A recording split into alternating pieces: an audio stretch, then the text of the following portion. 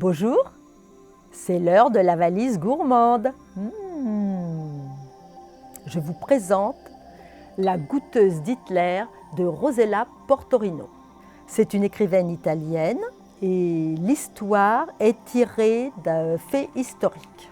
En 1942, Hitler, retranché en Prusse orientale, parano et menacé, recrute 10 jeunes femmes qui vont goûter sa nourriture car il a peur d'être empoisonné. Margot Wolk fait partie de ces femmes et est même la seule rescapée.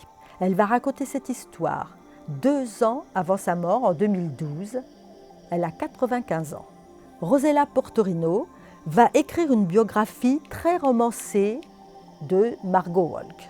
L'héroïne, Rosa, dont le mari est parti à la guerre sur le front russe, va quitter Berlin et s'installer en Prusse orientale chez ses beaux-parents. Elle va être recrutée, ainsi que 9 autres femmes, pour goûter les mets d'Hitler. Dans la peur, mais aussi la faim, la honte, mais aussi l'amitié avec les autres femmes. Il va même y avoir une histoire d'amour qui va la sauver.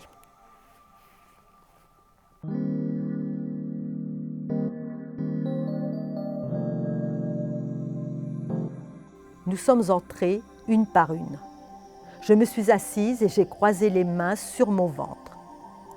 Devant moi, une assiette en porcelaine blanche. J'avais faim. À 11h du matin, nous étions déjà affamés.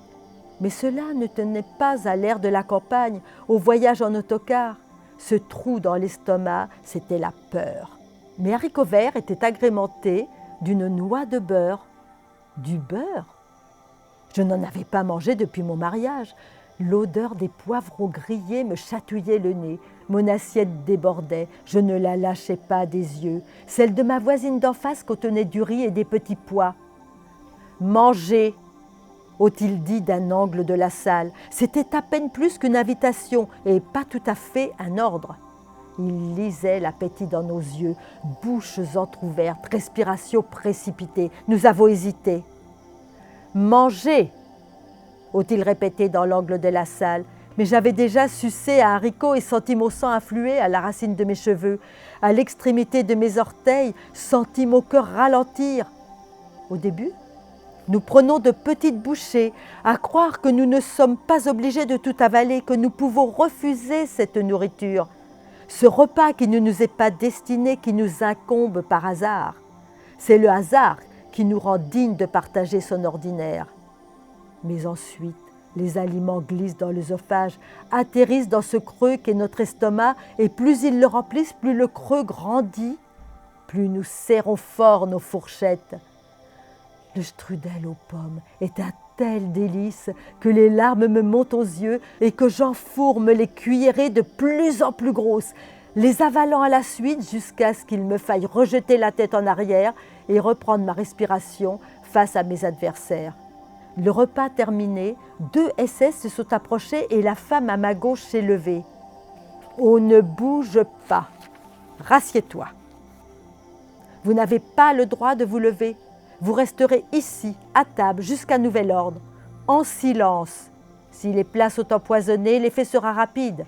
C'est l'affaire d'1 heure, rassure-toi. Dans 1 heure, vous serez libre. »« Ou morte !» a souligné un de leurs hommes.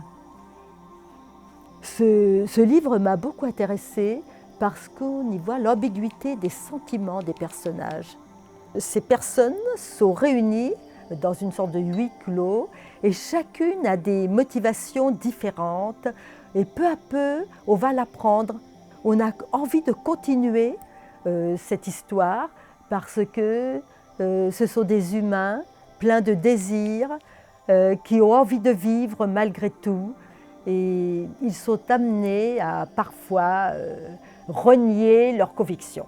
J'espère que vous aurez aussi envie de goûter ce livre comme je l'ai fait. Merci de votre écoute et à la semaine prochaine où la valise gourmande va s'ouvrir sur un nouveau livre.